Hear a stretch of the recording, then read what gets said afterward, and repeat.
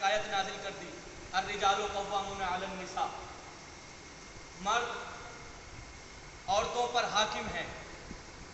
اس کا غلط فائدہ نہ اٹھانا، اس لیے کہ تم ایک دوسرے کے لیے، مردوں کے لیے، اپنے لیے ہو سکتا ہے کہ تم عظمت کے قائل ہو جاؤ کہ ہم عورتوں سے بلند ہیں، ہم عورتوں سے بالا ہیں، ہم عورتوں پر حاکم ہیں، ہم عورتوں سے افضل ہیں، ہم عورتوں سے بلند ہیں، بالا ہیں. یاد رکھو، تم اپنی نگاہوں میں تو یہ سمجھ سکتے ہو، اپنے ذہن ناقص میں یہ خیال کر سکتے ہو کہ تم عورتوں سے بالا ہو، مگر ہماری نظر میں بالا کون ہے؟ قرآن مجید میں ارشاد ہوا، بسم اللہ الرحمن الرحیم، ان اکرمکم عند اللہ اتقاکم، جو بھی تم میں سب سے زیادہ متقی ہوگا ہماری نگاہوں میں وہ سب سے زیادہ بلند ہوگا. ان اکرمکم، تم میں سب سے زیادہ کریم وہ ہے، ہماری نگاہوں میں تم میں سب سے زیادہ شریف وہ ہے کہ جو متقی ہے. اور یہی تو اللہ کہہ رہا ہے، من عمل صالحا من ذکر او انثی فلنحیینہ حیاتا طیبہ. مگر قابل غور نقطہ یہاں پر یہ ہے کہ اللہ زندوں سے کہہ رہا ہے کہ میں تمہیں زندگی دوں گا. اگر مردوں سے کہتا تو سمجھ میں آنے والی بات تھی کہ میں تمہیں زندگی دوں گا، مگر کیا کہہ رہا ہے؟ من عمل صالحا، زندوں سے کہہ رہا ہے، اس لیے کہ عمل کا پیغام اسے دیا جاتا ہے، عمل کا حکم اسے دیا جاتا ہے کہ جو زندہ ہو. اعمال اس پر لاگو ہوتے ہیں کہ جو زندہ ہو، جو مردہ ہو اس پر تو اعمال لاگو ہی نہیں ہوتے، اس سے تو اعمال کا سوال ہی نہیں کیا جاتا کہ جو مردہ ہو. اس لیے کہ جب تک انسان زندہ ہے تب تک اس سے نماز کا سوال ہے، تب تک اس سے روزے کا سوال ہے. جیسے ہی مرا، نماز بھی ساقط، روزہ بھی ساقط، جتنے بھی احکام تھے مرنے کے بعد سب ساقط. مگر عجیب منظر یہ ہے کہ اللہ زندوں سے کہہ رہا ہے کہ جو تم میں اعمال صالحہ انجام دے گا ہم اس کو زندگی دیں گے. اب زندگی کیسی دیں گے؟ پاک و پاکیزہ زندگی دیں گے. فَلَنُحْيِيَنَّهُ حَيَاةً طَيِّبَةً، ہم اس کو پاکیزہ زندگی دیں گے. اب یہاں سے یہ پتہ چلا کہ زندگی اور ہے، پاکیزہ زندگی اور ہے. زندگی الگ ہے، پاکیزہ زندگی الگ ہے. اس لیے کہ اللہ نے کہا کہ جو تم میں اعمال صالحہ انجام دے گا ہم اس کو پاکیزہ، یعنی پہلے سے زندگی ہے. اللہ پاکیزہ زندگی دینا چاہتا ہے. زندگی کہتے کسے ہیں؟ موت نام کس چیز کا ہے؟ لیکن پہلے یہ دیکھا جائے کہ زندگی کیا ہے اور پاکیزہ زندگی کیا ہے. کھانا زندگی ہے، چلنا زندگی ہے، سانس لینا زندگی ہے، بولنا زندگی ہے، سننا زندگی ہے. یہی تو زندگی ہے نا. جب نہ چل پائے انسان وہی موت ہے، نہ کھا پائے وہی موت ہے، نہ چل پائے وہی موت ہے، نہ دیکھ پائے نہ سن پائے، اسی کو موت کہتے ہیں. مگر یہ تو ہماری نگاہوں میں زندگی ہے، اور ہماری نگاہوں میں اس چیز کو موت کہا جاتا ہے کہ جب انسان نہ دیکھ پائے نہ سن پائے نہ چل پائے نہ اٹھ پائے نہ بیٹھ پائے، اس کو ہماری نگاہوں میں موت کہتے ہیں. اور جہاں انسان چلتا ہے، پھرتا ہے، بولتا ہے، کھاتا ہے، پیتا ہے، اس کو ہم زندگی کہتے ہیں. مگر کیا خدا کی نگاہوں میں بھی یہی زندگی ہے؟ اللہ کی نگاہوں میں زندگی کیا ہے؟ یہ تو ہماری نگاہوں میں زندگی ہے، مگر اللہ کی نگاہوں میں زندگی کیا ہے؟ اس لیے کہ خدا کہتا ہے قرآن مجید میں، بسم اللہ الرحمن الرحیم، کل نفس ذائقۃ الموت، ہر نفس کو موت کا مزہ چکھنا ہے. اور پھر حدیث قدسی میں یہ بھی کہتا ہے، عبدی اطیعنی حتی اجعلک مثلی، اے میرے بندے میری اطاعت کر، اگر تو میری اطاعت کرے گا تو میں تجھے اپنے جیسا بنا دوں گا. انا حی لا اموت اجعلک حیا لا تموت، زندہ ہوں اور میں ایسا زندہ ہوں کہ مجھے کبھی موت نہیں آتی، اگر تو میری اطاعت کرے گا تو میں تجھے بھی ایسا زندہ بنا دوں گا کہ تجھے بھی کبھی موت نہیں آئے گی۔ تو ایک منزل پر یہ کہہ رہا ہے کہ میں تجھے ایسا زندہ بنا دوں گا تجھے کبھی موت نہیں آئے گی۔ پھر دوسری جگہ یہ کہتا ہے قرآن مجید میں کل نفس ذائقۃ الموت کل من علیہا فان، جو دنیا میں ہے سب فانی ہے، ہر نفس کو موت آنی ہے۔ ماجرا کیا ہے؟ یہ تو دو باتیں الگ الگ ہیں، ایک دوسرے کی ضد میں ہیں۔ مسئلہ کیا ہے؟ مسئلہ یہی ہے کہ جس چیز کو ہم زندگی سمجھتے ہیں وہ زندگی خدا کی نگاہوں میں زندگی نہیں ہے۔ جس چیز کو ہم موت سمجھتے ہیں اللہ اس چیز کو موت نہیں کہتا۔ ہماری نگاہوں میں چلنا پھرنا سانس لینا زندگی ہے، مگر اللہ کی نگاہوں میں زندگی کیا ہے؟ خداوند عالم نے قرآن مجید میں ارشاد فرمایا بسم اللہ الرحمن الرحیم انک لا تسمع الموتى ولا تسمع الصم الدعاء۔ جب ایک جنگ میں رسول کا ساتھ چھوڑ کر اصحاب بھاگنے لگے، رسول ان کو آواز دیتے تھے مگر رسول کی آواز پر کوئی بھی صحابی پلٹ کر واپس نہیں آتا، آواز پر لبیک نہیں کہتا، تو اللہ نے کہا انک لا تسمع الموتى، اے میرے حبیب مردے سنا نہیں کرتے، مردے سنا نہیں کرتے۔ میں نے کہا پروردگار یہ تو چل رہے ہیں، یہ تو دوڑ رہے ہیں، یہ تو دیکھ رہے ہیں، یہ تو سانس لے رہے ہیں، تو پھر بھی انہیں مردہ کہہ رہا ہے۔ آواز قدرت یہی آئے گی کہ تم سانسوں کے سلسلے کے ٹوٹ جانے کو موت کہتے ہو، ہم محمد کا ساتھ چھوٹ جانے کو موت کہتے ہیں۔ صلوات بھیجیں محمد والے۔ مگر بار بار خدا اعمال صالحہ کا سوال کر رہا ہے کہ عمل صالحہ کرو، عمل صالحہ کرو، عمل صالحہ ہے کیا؟ امام صادق سے ایک صحابی نے آ کے پوچھا مولا عمل صالحہ ہوتا کیا ہے؟ عمل صالحہ کہتے کس کو ہے؟ مولا اگر نماز عمل صالح ہے تو رات دن نماز پڑھوں، اگر روزہ عمل صالح ہے تو حرام روزوں کو چھوڑ کر پورے سال روزے رکھوں، مولا اگر حج عمل صالح ہے تو اپنا سارا ساز و سامان اکٹھا کر کے ابھی سے مدینے ابھی سے مکے چلا جاؤں۔ مولا آخر عمل صالح ہے کیا کہ جس کی خدا قرآن مجید میں جس کا سوال کر رہا ہے کہ اعمال صالحہ انجام دو، اگر اپنے رب سے ملاقات کا مولا آخر عمل صالح ہے کیا؟ مولا نے فرمایا نماز عمل تو ہے مگر عمل صالح نہیں، روزہ عمل ہے مگر عمل صالح نہیں، حج عمل ہے مگر عمل صالح نہیں۔ وہ تعجب سے پوچھتا ہے مولا پھر عمل صالح ہے کیا؟ امام نے ارشاد فرمایا معرفت الائمۃ هو العمل الصالح، ہم اہل بیت کی معرفت عمل صالح ہے۔ میثم تمار کے 6 بیٹے صالح، شعیب، عمران، محمد، علی، حمزہ، میثم تمار کے 6 بیٹے اور 6 کے 6 بیٹے امام کے راویوں میں سے۔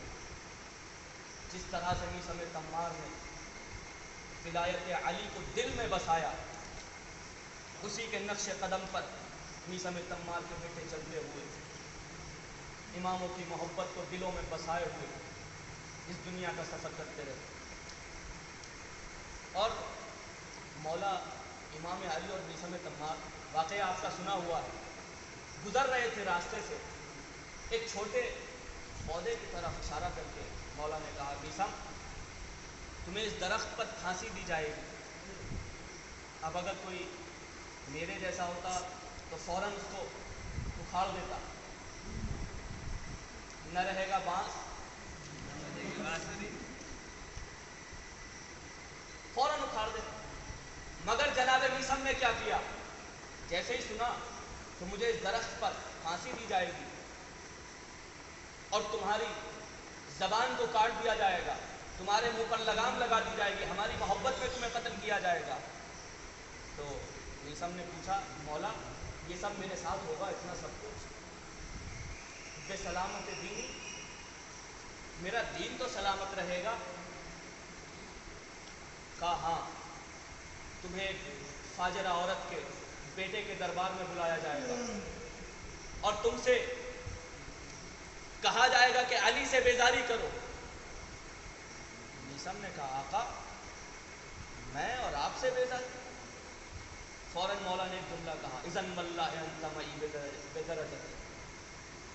فوراً میثم کو سینے سے لگا کر کہا کہ تم جنت میں میرے ساتھ ہو۔ اب یہ تاریخ میں ملتا ہے کہ جب اس درخت کو میثم نے دیکھا کہ اس درخت پر مجھے پھانسی دی جائے گی تو اس درخت کو پانی دیتے تھے، دور دور سے پانی بھر کر لاتے تھے، پانی دیتے تھے۔ کانا یصلی عندہ، اس کے قریب مصلی بچھاتے تھے، نماز پڑھتے تھے اور کہتے کیا تھے؟ ایک جملہ بڑا عجیب جملہ میثم تماس درخت کو دیکھ کر کہتے تھے وضعت لک ووضعت لی۔ اس لیے کہ درخت کے ہونے میں بھی تاریخ میں اختلاف ہے کہ شاید بیری کا تھا یا کھجور کا تھا۔ لکھا کہ وضعت لک ووضعت لی، درخت کو دیکھ کر ایک عجیب جملہ کہا کرتے تھے میں پل رہا ہوں تیرے لیے، تو پل رہا ہے میرے لیے۔ اور جیسے ہی اگر کسی بچے کو دیکھتے تھے تو اس کو درخت سے دور کرتے تھے، خبردار اس کے قریب نہ آنا۔ یہ میرے عشق علی کے معراج کا زینہ ہے، میں اسی کے ذریعے سے عشق علی کی معراج پاؤں گا۔ اور جب گرفتار کر لیا گیا میثم کو، آخری ایام آئے بس میں نے تمام کیا، تو گرفتار کر کے لایا گیا دربار میں۔ ابن زیاد نے کہا کہ بیزاری کر علی سے، کہا تجھ سے۔ وہ کہتا ہے بیزاری کر علی سے، کہا تیرے امیر سے۔ کہتا ہے کہ میں آخری بار کہتا ہوں بیزاری کر علی سے، کہا تیرے خاندان سے۔ کہتا ہے مار دوں گا تجھے، بیزاری کر علی سے۔ کہا تجھ میں اتنی طاقت کہ تم مجھے مارے؟ اگر میں خود اپنی موت کا سامان فراہم نہ کرتا تو تجھ میں کیا طاقت تھی کہ تو مجھے مارتا؟ میں نے اپنے موت کے سامان کی خود حفاظت کی ہے۔ میثم نے کہا کہ میں تو جانتا ہوں، میرے امیر نے مجھے پہلے ہی بتا دیا ہے کہ تمہیں پھانسی دی جائے گی، تمہارے منہ پر لگام لگا دی جائے گی، تمہاری زبان کو کاٹ دیا جائے گا۔ جیسے ہی وہ سنتا ہے اچھا بڑا غرور ہے اپنے علی کے فرمان پر، آج میں تیرے علی کے فرمان کو جھوٹا ثابت کر کے دکھاؤں گا، میں تیرے ہاتھ پیر کاٹ دوں گا، تیری زبان نہیں کاٹوں گا۔ ہاتھ پیروں کو کاٹا، دار پر لٹکا دیا۔ اب میثم دار پر ہے اور عشق علی اور ولایت علی کی اذان دینا شروع کی۔ ایک جملہ کہا میثم نے ایھا الناس من اراد ان يسمع مکنون الحدیث من امیر المؤمنین واللہ لاخبرنکم۔ اے لوگو جو علی کی چھپی ہوئی حدیثوں کو سننا چاہتا ہے آ جائے، میں تمہیں بتاؤں گا کہ قیامت تک کیا ہونے والا ہے۔ اب لوگ جیسے ہی سنا جوک در جوک بھیڑ لگ گئی لوگوں کی کہ آج علی کی چھپی ہوئی احادیث کو سنیں گے، بھیڑ لگ گئی۔ ابن زیاد کو خطرہ محسوس ہوا، ایک شخص دوڑا ہوا دربار میں گیا، کہنے لگا فضحکم العبد، علی کے غلام نے تمہیں ننگا کر دیا، وہ تو شجرے کھنگال رہا ہے، وہ تو علی کی تعریفیں کر رہا ہے، وہ تو تمہارے بارے میں بیان کر رہا ہے کہ تم ہو کون۔ اب جیسے ہی اس نے سنا تو فوراً کہا جلدی سے جاؤ اور اس کی زبان کو کاٹ دو۔ اب جیسے ہی زبان کاٹنے والا آیا کہتا ہے ہاتھ لسانک، اپنی زبان باہر نکال۔ میثم نے ہنس دیا کہ جا کر کہہ دینا اس زنا زادے سے کہ تو جو کر سکتا ہے کر لے، مگر میرے علی کے فرمان کو غلط ثابت نہیں کر سکتا۔ لے کر آیا، حسین نے یہی تو پوچھا تھا کہ بتاؤ میری خطا کیا ہے، مجھے کیوں مار رہے ہیں؟ کیا میں تمہارے نبی کا نواسا نہیں؟ کیا میں زہرا کا لال نہیں؟ بغضاً لأبیک، ایک ہی آواز آتی تھی، سب کچھ صحیح ہے مگر ہم تمہیں تمہارے باپ کی دشمنی میں قتل کر دیں۔ یہی ولایت علی۔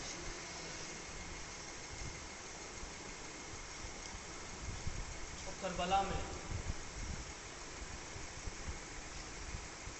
عجیب عجیب مصیبتیں اہل بیت پر وارد ہیں۔ میرا ذہن مشوش ہے، میں کس کے مصائب پڑھوں؟ میں کون سی مصیبت بیان کروں؟ کیا وہ مصیبت بیان کروں کہ جو سکینہ پر وارد ہوئی؟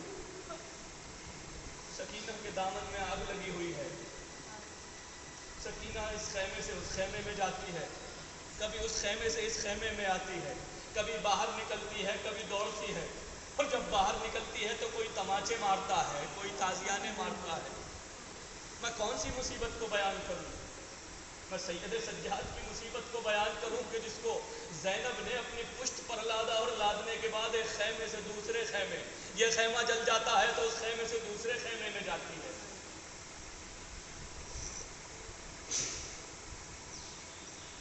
حسین کی کون سی مصیبت بیان کروں؟ کون حسین؟ وہی حسین کہ جس کی 4 سالہ بچی سکینہ میدان میں جاتے وقت حسین کے ذوالجناح کے سموں سے لپٹ گئی۔ بابا جان، بابا جان آپ بھی جا رہے ہیں؟ بابا جان ابھی تک جو میدان میں گیا وہ واپس نہیں آیا بابا۔ حسین گھوڑے سے زمین پر آئے اور آنے کے بعد اپنی بچی کو سینے سے لگاتے ہیں، اور لگانے کے بعد کہتے ہیں میری لال سکینہ، میری زندگی میں نہ رویا کرو، اس لیے کہ جب تم روتی ہو تو میرا جگر پاش پاش ہوتا ہے۔ میری لال سکینہ، جب تم گریا کرتی ہو تو حسین کا دل تڑپ جاتا ہے۔ میں کہوں گا اے مولا، ابھی چند لمحوں کے بعد یہی سکینہ ہوگی، ارے کوئی تماچے مار رہا ہوگا، کوئی تازیانے لگا رہا ہوگا، سکینہ کے دامن میں آگ لگی ہوگی، کوئی بجھانے والا نہ ہوگا۔ حسین میدان میں گئے، جانے کے بعد جنگ کرتے ہیں، بس میں نے مختصر کر دیا، مگر ایک وقت وہ بھی آیا کہ جب حسین زخموں سے چور ہو گئے اور حسین زین پر سنبھل نہ سکے، اور حسین اب زمین پر آنا چاہتے ہیں۔ ابھی تک جو بھی زین سے زمین کی طرف آتا تھا تو حسین کو آواز دیتا تھا، السلام علیکہ یا ابا عبداللہ۔ کوئی کہتا تھا اے بابا جان، کوئی کہتا تھا اے چچا جان میری امداد کے لیے آئیے گا، مگر اب حسین تنہا ہے، حسین بے یار و مددگار ہے۔ ارے حسین آواز دے تو کس کو آواز دے؟